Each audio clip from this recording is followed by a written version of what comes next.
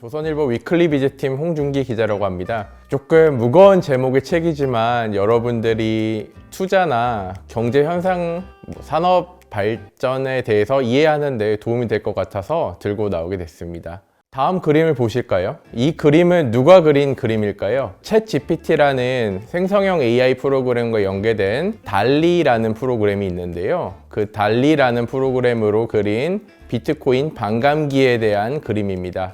이 그림이 어디 활용됐을까요?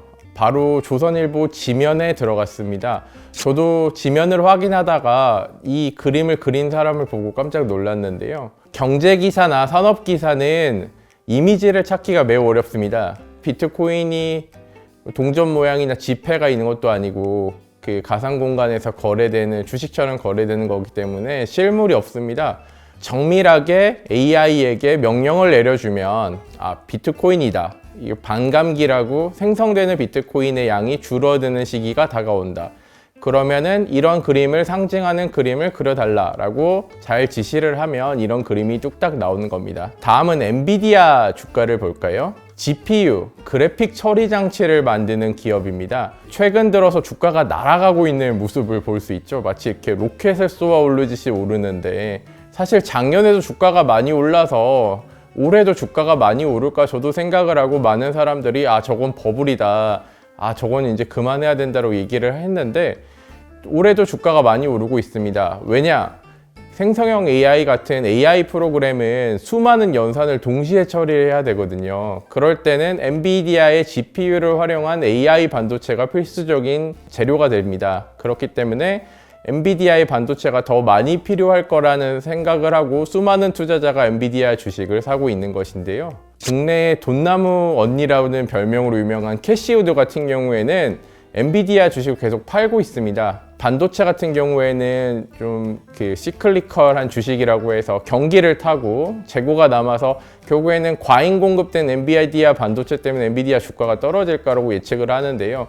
그렇다고 해서 캐시우드가 AI에 대해서 부정적으로 보는 건 아니죠. 분명히 발전을 하기 때문에 캐시우드는 AI를 활용해서 어떤 데이터 처리 서비스를 할 수 있는 기업에 투자할 수 있습니다. 하지만 앞서 얘기한 오픈 AI도 미국에 있는 스타트업이고 마이크로소프트, 미국 기업이 대부분의 지분을 많이 가지고 있습니다. 엔비디아 역시 CEO는 젠슨 황이라는 아마 이분이 대만계일 텐데요. 하지만 미국 사람이고요. 그리고 캐시우드가 엔비디아의 대체제로 얘기하는 IT 기업들도 대부분 미국 기업입니다. 그럼 오픈 AI와 엔비디아와 제가 말씀드린 AI 기업의 공통점은 무엇일까요? 모두 다 미국 기업이라는 것이 공통점입니다. AI라는 이야기를 할 때 여러분들이 들어보는 기업의 이름들은 대부분 미국 기업일 거고요. 또 SK 하이닉스나 삼성전자도 AI와 관련된 산업에 대해서는 종종 언급이 됩니다. 하지만 우리는 유럽 기업이 언급되는 것을 찾아보기 어렵죠. 앞서 이야기 드린 오픈 AI 같은 경우에는 제가 최근에 확인을 해보니 비상장 스타트업 중에서 기업 가치가 10억 달러가 넘는 거를 유니콘이라고 부르는데요. 유니콘 기업 가치 순위를 보면 1위가 흔히 알고 있는 틱톡의 모회사인 바이트댄스가 1등이고요. 2등이 일론 머스크의 스페이스X, 3등이 아까 말씀드린 오픈 AI입니다. 그래서 스타트업, 그러니까 미래의 기술을 담아내는 작은 기업들을 대부분 다 미국 기업이 독식하고 있고 아까 말씀드린 바이트댄스처럼 중국 기업은 많은데 유럽 기업은 24위에 있는 셀로니스라는 독일 기업이 제일 순위가 높습니다. 이것도 데이터 처리 기업인데요. 그만큼 20등 안에도 들지 못할 만큼 앞으로 어떤 미래 기술 영역에서 유럽의 어떤 영향력이 매우 작아지고 있다는 것을 보여줍니다. 엔비디아는 게임을 잘 돌아가게 하는 반도체인 GPU를 만드는 곳이었다고 해요. 이런 것처럼 물론 저도 잘 엔비디아가 AI 시대를 조금 대비한 측면도 있고 어떤 시대적인 그런 수요가 잘 맞았던 부분도 있을 것 같은데요. 어떤 게 더 크게 작용했는지는 모르겠지만 우리도 미국 기업의 가진 힘을 엔비디아를 통해서 좀 볼 수 있을 것 같습니다. 이 책을 쓰고 나서 제가 제일 많이 들었던 얘기가 유럽이 가난해? 라는 이야기였습니다. 왜 그럼 이런 책을 쓰게 됐을까요? 지금 보시는 화면을 보면 이게 바로 유럽 국제정치경제센터라는 ECIP라는 곳에서 만들어낸 보고서의 제목입니다. 잘 보시면 유럽을 하나의 나라, EU를 하나의 나라 아니면 미국의 한 주 정도로 생각하고 1인당 GDP를 계산해서 미국 50개 주랑 넣었을 때 유럽의 순위가 한 48등, 그러니까 미국 50개 주와 유럽을 하나의 주로 봤을 때 51개 중에 순위가 49등이죠. 네, 뒤에 두 곳밖에 없다라는 그런 걸 의미를 담은 보고서이거든요. 그래서 이 보고서를 보고 월스트리트 저널이나 파이낸셜 타임스 같은 미국이나 영국의 유력 매체에서 이런 뉴스를 크게 다루게 됐고요. 저희도 이 주제를 가지고 위클리 비즈팀에서 기사를 한번 쓰고 이거는 괜찮은 주제다. 우리가 우리의 미래를 고민하는 측면에서도 충분히 다뤄볼 만한 주제라고 생각해서 책으로 만들어 본 것입니다. 미국과 EU의 달러 기준 전체 GDP입니다. 자, 한번 보시면 빨간 선이 미국이고요. 파란 선이 유럽입니다. 자, 보시면 이게 1980년대부터 그림이 그려져 있는 IMF 데이터거든요. 파란 선이 점점 밑으로 처지고 빨간 선이 밑으로 치솟는 그림을 볼 수 있습니다. 그만큼 이 갭이 커지고 있고요. 이 그림의 끝은 2028년인데 미국과 유럽의 GDP 격차가 계속 늘어난다는 것을 보여주고 있습니다. 자, 이 그림은 영국과 영국의 식민지였던 어떤 영연방의 그림을 나타낸 거고요. 이 진한 파란색이 과거의 영국 식민지였던 곳입니다. 뭐 캐나다도 있고요. 남아공도 있고 인도도 있고 저 밑에 호주도 있을 거고요. 그래서 왕위가 교체되면서 나는 왕의 지위를 인정하지 않겠다고 하지만 아직도 영국 왕을 어떤 왕의 존재로 받아들이고 영연방이라는 거를 하나의 멤버십으로 유지를 하고 있는 나라들이 있습니다. 이 영연방 국가들은 모여서 커먼웰스 게임이라는 어떤 올림픽 같은 체육대회도 하고 있거든요. 원래는 영국이 이 영연방 국가 중에서도 당연히 GDP가 제일 컸습니다.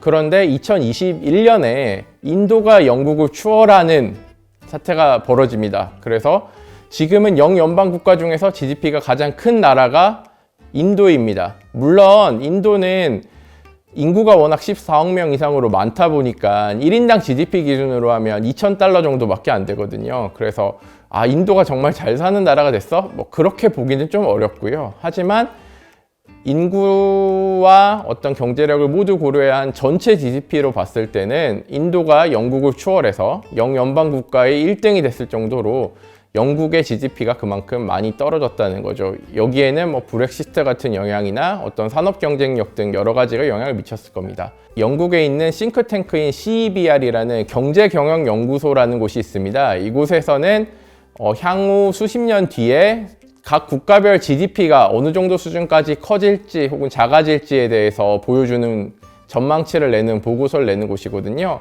그래서 제가 여기에 있는 어떤 명예회장 같은 어떤 창립자를 인터뷰를 했는데 더글러스 맥 윌리엄스라는 분이랑 인터뷰하고 기사를 쓴 겁니다. 여기 보시면 바이든과 시진핑 그리고 나렌드라 모디 사진이 있는데요.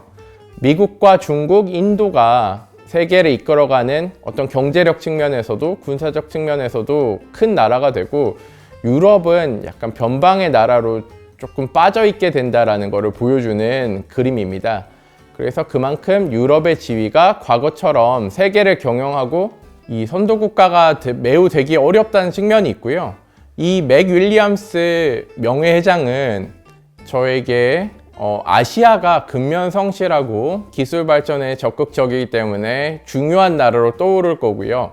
하지만 유럽은 어떤 로마나 과거 좀 찬란했던 문명의 유적지를 가진 어떤 관광지가 돼서 정말 부유한 아시아 사람들이 휴가를 떠나는 곳으로 전락하지 않을까. 그냥 뼈아픈 자성이죠. 이 사람도 어떤 유럽의 일원이니까요.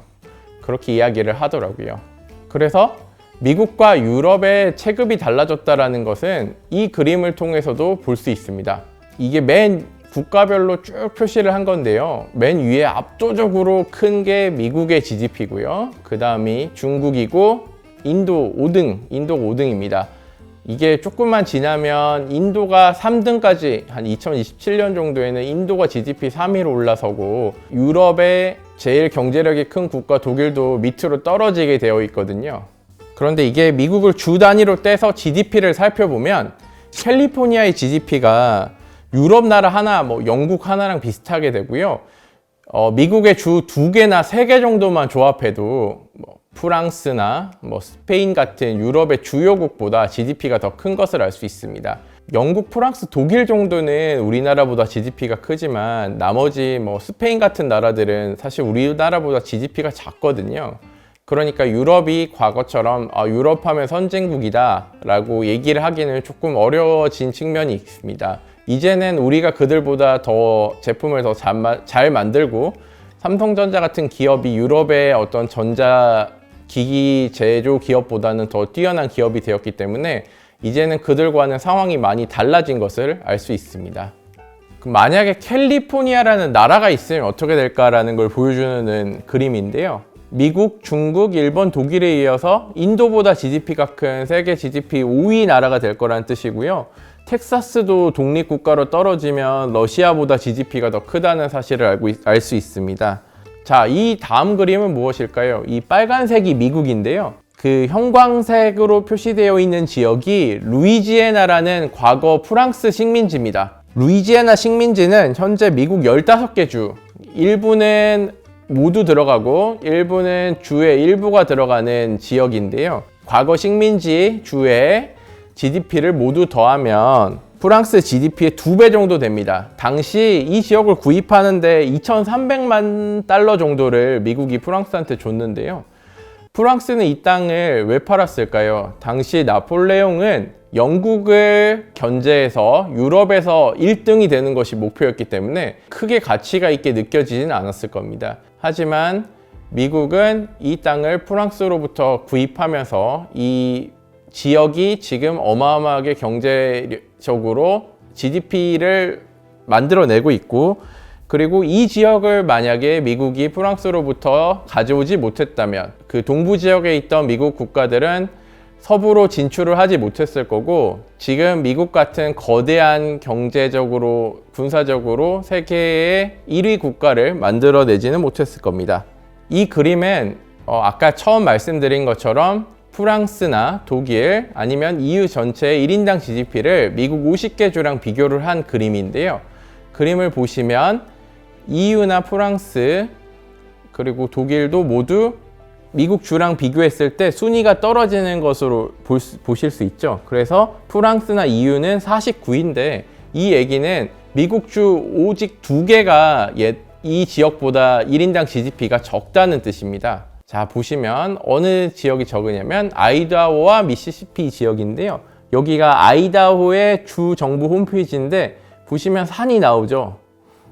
그리고 미시시피를 검색하면 그 해변이나 강이 나옵니다. 그러니까 여기 한 곳은 산촌이고 한 곳은 어촌 비슷한 곳이라서 두 지역 모두 구글에서 미국에서 가장 적게 개발된 지역, 덜 산업화된 지역이라고 검색을 하면 이 지역들이 나옵니다. 그러니까 우리나라로 따지면은 이렇게 농촌, 산촌, 어촌 같은 주가 미국에도 있는데 그런 지역이 제외하면 모두 유럽 국가보다 1인당 GDP가 높은 더 부자 지역이라는 거죠. 글로벌하게 큰 매출 기준으로 규모가 큰 대기업을 가려내는 지수가 포춘 500, 아이다호에는 아마 1개 정도가 있을 거고 미시시피에는 없을 겁니다. 그만큼 미국에는 수많은 글로벌 대기업들이 있는데 이들 지역에는 어떤 산업적인 기반이 크지 않은데 이런 지역을 제외하면 유럽 국가보다 다 부자인 지역이란 뜻이죠.